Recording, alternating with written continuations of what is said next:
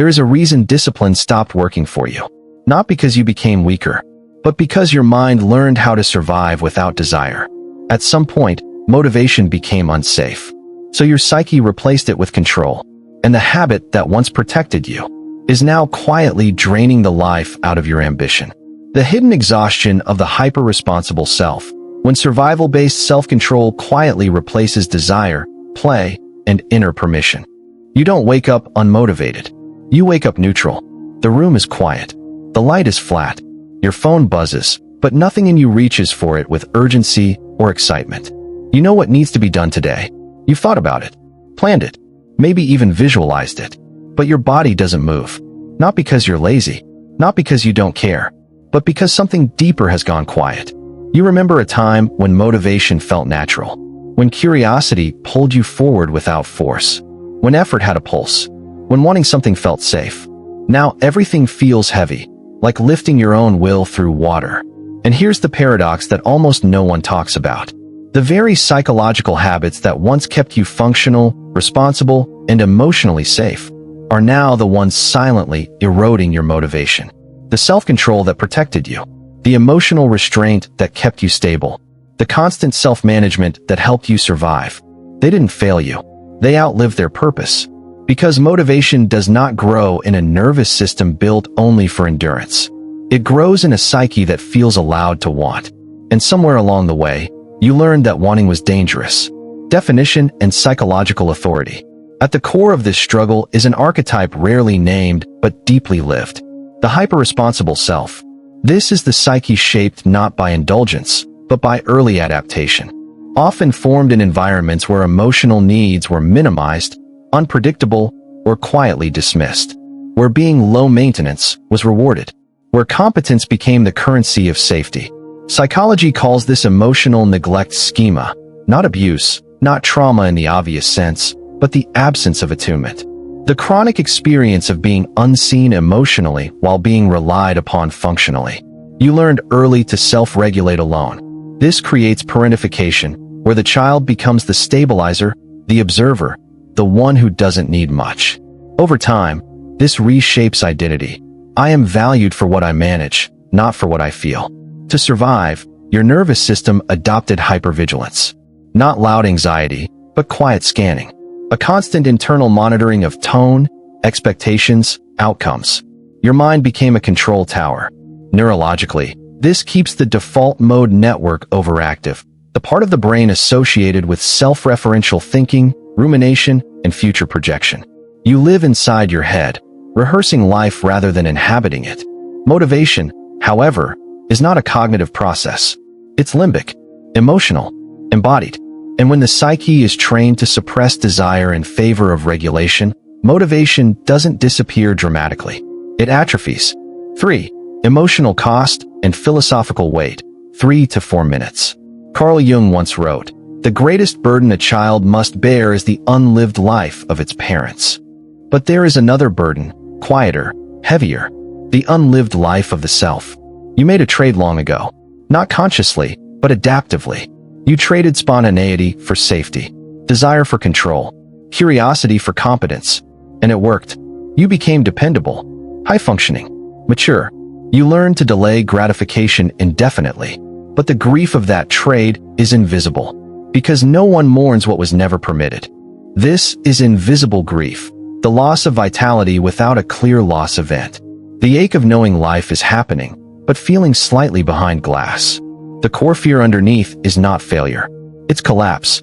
The fear that if you stop managing, stop controlling, stop holding it all together, everything will fall apart. That rest equals regression. That softness equals danger. So even joy becomes effortful. Even passion feels irresponsible. Even motivation feels like pressure. Every small decision carries weight. Every desire is interrogated. Every impulse must justify itself. And slowly, the psyche concludes, wanting is not worth the cost.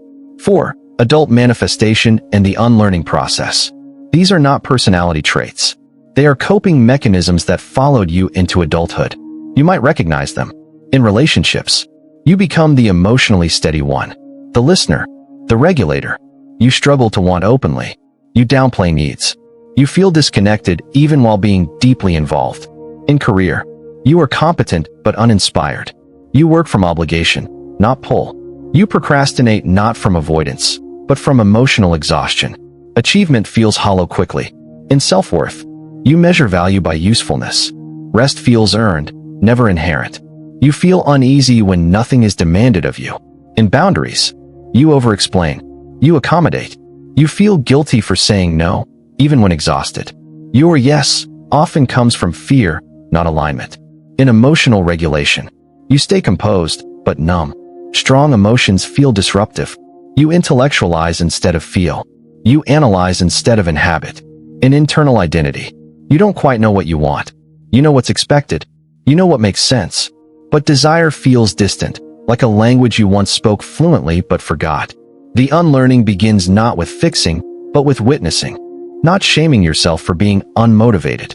Not forcing discipline on an already over-controlled system, but recognizing this system was built to survive, not to feel alive. And survival mode systems require gentleness to rewire. 5. Healing, conclusion, and affirmation, 3 to 4 minutes. Healing motivation is not about pushing harder. It's about creating internal permission. Permission to want without justification. Permission to rest without earning. Permission to move slowly without self-betrayal. This is where inner child reparenting begins, not as sentimentality, but as nervous system repair. You learn to offer yourself what was missing, safety around desire. Shadow work helps you reclaim the disowned parts, the impulsive, playful, wanting self you learned to suppress. Not to indulge recklessly, but to integrate honestly. Nervous system regulation matters more than mindset. Gentle movement, breath, rhythm, consistency without intensity. Teaching the body that action no longer equals threat. And perhaps most importantly, choosing softness over survival. Not all the time, not perfectly, but intentionally. Motivation returns when the psyche no longer feels like it's being watched, evaluated, or managed every second. As philosopher Rainer Maria Rilke wrote, "Live the questions now. Perhaps you will then gradually, without noticing it, live along some distant day into the answer." You don't need to be fixed. You were never broken. The goal is not to become someone else, but to become whole. And if this resonated, if you felt seen rather than instructed, consider sharing it with someone who's quietly tired in the same way. Because sometimes motivation doesn't need more effort. It needs understanding and permission to finally live. 6. Reclaiming desire. Letting motivation return naturally. There is a moment in healing that feels almost disappointing. Not dramatic, not cinematic, just quiet. It's the moment you realize motivation does not come back as a lightning strike. It returns as a permission slip. A subtle internal shift where wanting no longer feels dangerous. For someone shaped by hyper-responsibility, desire was never absent, it was exiled. Locked away because it felt disruptive, selfish, destabilizing. So when motivation begins to return, it doesn't shout. It whispers. It shows up as curiosity without urgency, interest without pressure, movement without self-coercion. This is why many people miss it. They're waiting for fire, but healing begins with warmth. Psychologically, this is the reactivation of the approach system, the dopaminergic circuitry that moves us toward life rather than bracing against it. But that system cannot turn on while the nervous system is still convinced that safety depends on control. So the work is not finding motivation. It is making space for it. By doing less evaluation. By choosing actions that feel grounding instead of impressive. By allowing enjoyment to exist without needing to justify its usefulness. This is where the psyche learns a new truth. Nothing bad happens when I want. And that truth changes everything. 7. Final integration. From survival identity to lived identity. There is a difference between a life that functions and a life that responds. Survival identity is rigid. Lived identity is fluid. Survival identity asks, what must I do to stay safe? Lived identity asks, what is emerging in me now?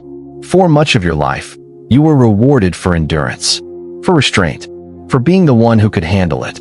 But motivation does not belong to the one who endures life. It belongs to the one who participates in it. This is the final shift. You stop asking how to motivate yourself and start asking how to listen to yourself. What feels lighter? What feels honest? What feels like a small yes instead of a heavy should. Not every day will feel inspired. That is not the goal. The goal is congruence. To live in a way where your actions no longer betray your inner state. Because when the psyche no longer has to defend itself against its own desires, energy returns. Not as pressure, not as hustle, but as alignment. And alignment is the deepest form of motivation. Closing message. If this video felt uncomfortably accurate, it's because it touched something real. Not a flaw, not a failure, but a pattern that once kept you safe and now asks to be gently released. You don't need to push harder. You don't need to become more disciplined. You don't need to fix yourself.